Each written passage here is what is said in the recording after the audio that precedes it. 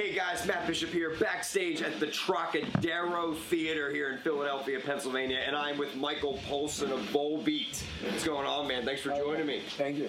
You guys are back on the road in the States, U.S. tour. How's it going so far? Great. Venues are great, the crowds are great, we're having such a good time with mega Joes and Smoke, and everything's good. You guys are out in support of the new record, Outlaw, Gentlemen, and Shady, ladies. Can we talk about the title for a second? That is like one of the most badass titles I have heard for a record in a long time. All right. I'm stoked about it. Where did it come from? My twisted mind.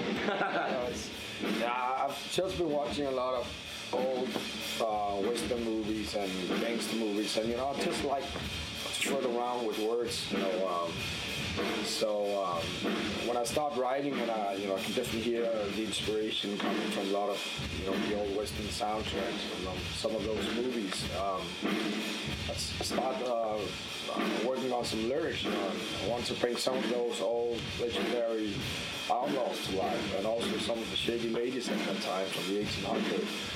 And I just like the whole universe behind those badass cowboys. But they were always gentlemen, And we haven't heard so much about the ladies from that time.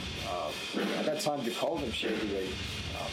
They're still around these modern days, A little bit. But that was very inspiring. Getting back to those old books and movies, and that became the Outlaw, Gentlemen, and Shady Lady album. I feel like you guys expanded your sound a little bit on this record. I hear a lot more melody along with riff, and it's a broader sound, I think. Mm-hmm. Yeah, you're definitely right.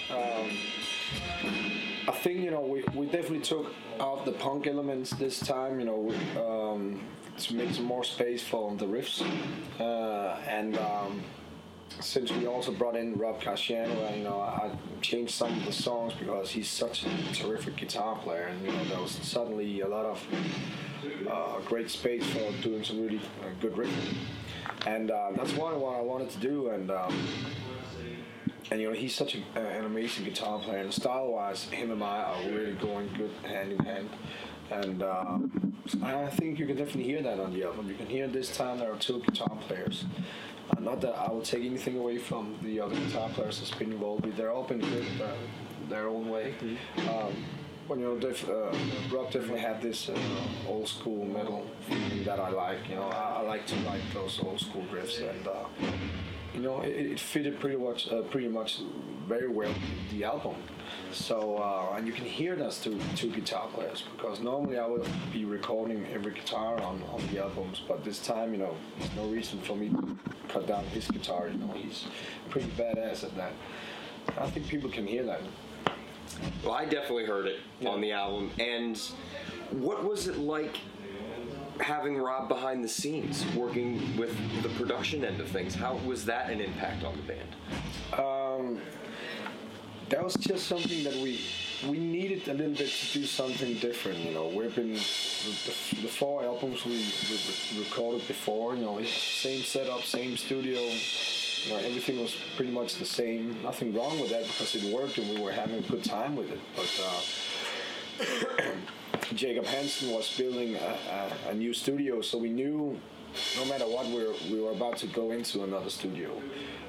We just asked Jacob if we should just leave all our comfortable songs and go into another studio, and he was totally into that. And at the same time, I said, I really want to bring in Rob Casciano. I heard what he did with the Damn Things and Anthrax.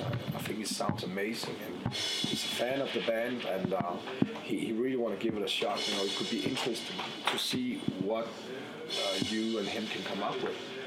And so they made some kind of game plan in the studio, and we came in the day after with all the songs, and we started working. And it turned out really, really great. We actually had 2 studios in the same building that we were working at in the same time. And I brought in one of my very good friends on guitar, and I wanted him to, of course, put down all the solos. But it really didn't work out the way we wanted to. I think it has something to do with that we were too much friends, and at the end of the day, we didn't want to, mix up really close friendship to business. Mm-hmm. And so, we said, let's skip it. Let's not do that. I said, I can still put down all the guitars because I'm used to them. But when it comes to the solos, I'm not a lead guitar player. I can play solos, but I'm just not digging it the same way when I play the rhythm. So I kindly asked Rob if he could do that, and if he could just put down solos on the album. And he said, "Sure, I would love to."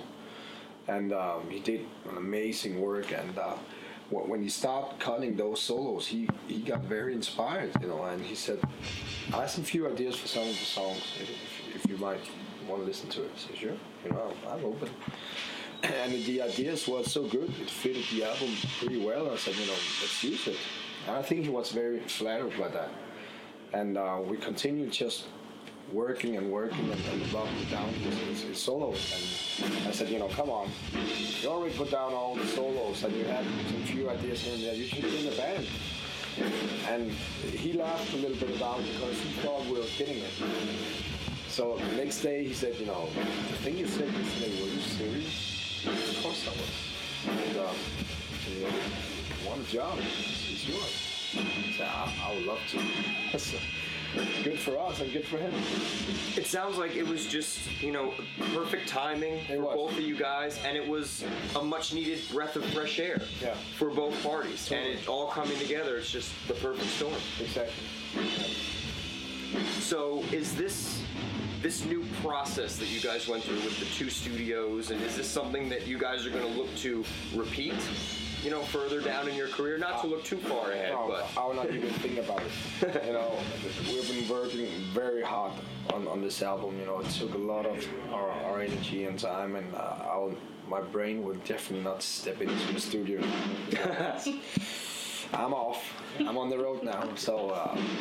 The record came out a few days ago, so what the game plan would be the next record, let's see what happens. I'm fine with that. I mean, I'm stoked to see these guys tonight. I can only promise you there's going to be more Volbeat albums, but there's no plans right now. Well, let's talk about the plans that we do know about. Festival season's coming up. The summer months are right around the corner. Where are you guys headed? Pretty much everywhere. Now we've just done this U.S. run, Canada run. We'll be home for 1.5 weeks, and then the festivals are coming up. I think we have 25 festival shows divided in the U.S. and Europe, and then we have a lot of shows in Europe afterwards.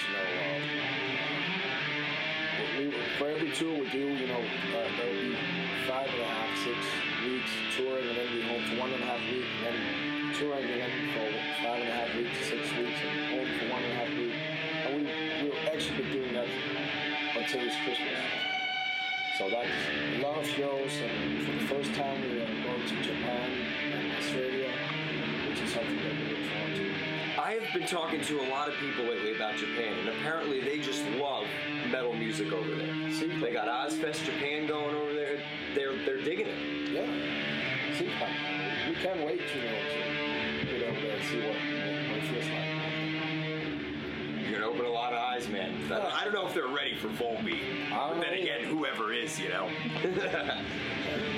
My friend, thank you so much for joining me. I greatly appreciate you taking the time. Michael Poulsen of Volbeat, ladies and gentlemen. The new album, Outlaw, Gentlemen, and Shady Ladies, is out now. So go get a copy and crank it up for sure. Festival season is coming up. The band is going to be on tour extensively all summer, hitting the big stages, and then back on some headlining tours moving towards the holidays. Seems like. And much like my favorite Volbeat song, I will continue to talk to good gentlemen like this and bring you stories off of this sad man's tongue. We're out of here.